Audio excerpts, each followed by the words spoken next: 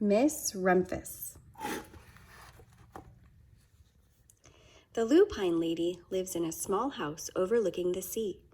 In between the rocks around her house grow blue and purple and rose-colored flowers.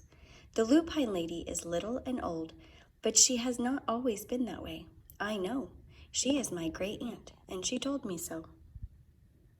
Once upon a time, there was a little girl named Alice who lived in a city by the sea. From the front stoop, she could see the wharves and the bristling masts of the tall ships. Many years ago, her grandfather had come to America on a large sailing ship. Now he worked in the shop at the bottom of the house, making figureheads for the prows of the ships and carving Indians out of wood to put in front of cigar stores. For Alice's grandfather was an artist. He painted pictures, too, of sailing ships and places across the sea. When he was very busy, Alice helped him put in the skies. In the evening, Alice sat on her grandfather's knee and listened to his stories of faraway places. When he had finished, Alice would say, "When I grow up, I too will go to faraway places, and when I grow old, I too will live beside the sea." "That is all very well, little Alice," said her grandfather, "but there is a third thing you must do." "What is that?" asked Alice. "You must do something to make the world more beautiful," said her grandfather. "All right," said Alice, but she did not know what that could be. In the meantime, Alice got up and washed her face and ate porridge for breakfast. She went to school and came home and did her homework, and pretty soon she was grown up. Then my great Aunt Alice set out to do the 3 things that she had told her grandfather she was going to do.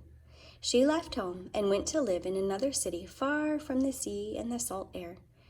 There she worked in a library, dusting books and keeping them from getting mixed up and helping people find the ones they wanted.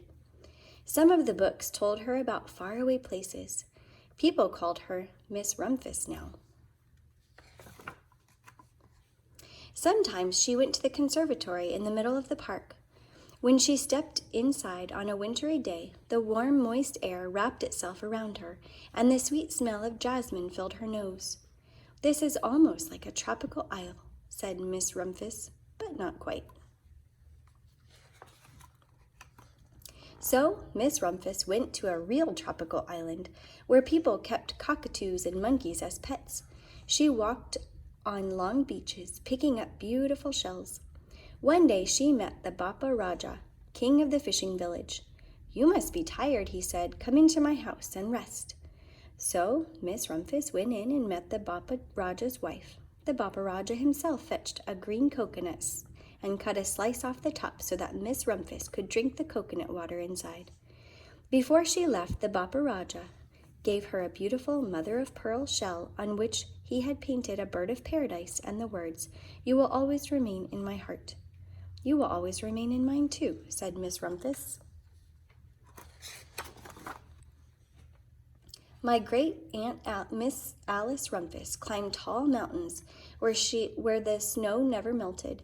She went through jungles and across deserts. She saw lions playing and kangaroos jumping, and everywhere she made friends she would never forget. Finally, she came to the land of the lotus eaters, and there, getting off a camel, she hurt her back. "What a foolish thing to do," said Miss Rumpfius. "Well, I have certainly seen faraway places. Maybe it is time to find my place by the sea." And it was, and she did. From the porch of her new house, Miss Rumpfius watched the sun come up. She watched it cross the heavens and sparkle on the water, and she saw it set in glory in the evening.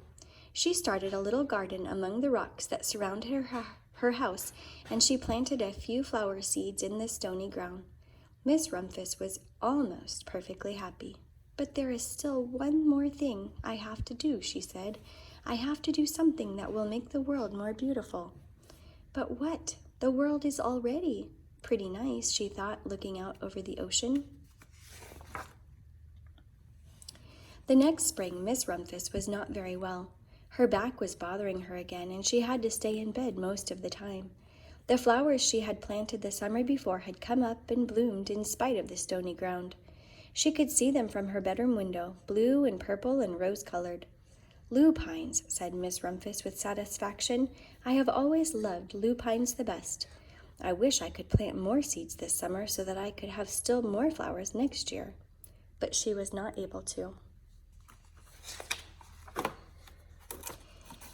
After a hard winter, spring came. Miss Rumphius was feeling much better. Now she could take walks again. One afternoon she started to go up and over the hill where she had not been in a long time. "I don't believe it. I don't believe my eyes," she cried when she got to the top, for there on the other side of the hill was a large patch of blue and purple and rose-colored lupines. "It was the wind," she said as she knelt in delight. "It was the wind that brought the seeds from my garden here, and the birds must have helped." Then Miss Rumphius had a wonderful idea. She hurried home and got out her seed catalogs. She sent off to the very best seed house for 5 bushels of lupine seeds. All that summer, Miss Rumphius, her pockets full of seeds, wandered over fields and headlands, sowing lupines. She scattered seeds among the highways and down the country lanes. She flung handfuls of them around the schoolhouse and back of the church. She tossed them into hollows and along stone walls. Her back didn't hurt her any more at all. Now some people call her that crazy old lady. The next spring there were lupines everywhere. Fields and hillsides were covered with blue and purple and rose-colored flowers. They bloomed along the highways and down the lanes. Bright patches lay around the schoolhouse and back of the church. Down in the hollows and along the stone walls grew the beautiful flowers.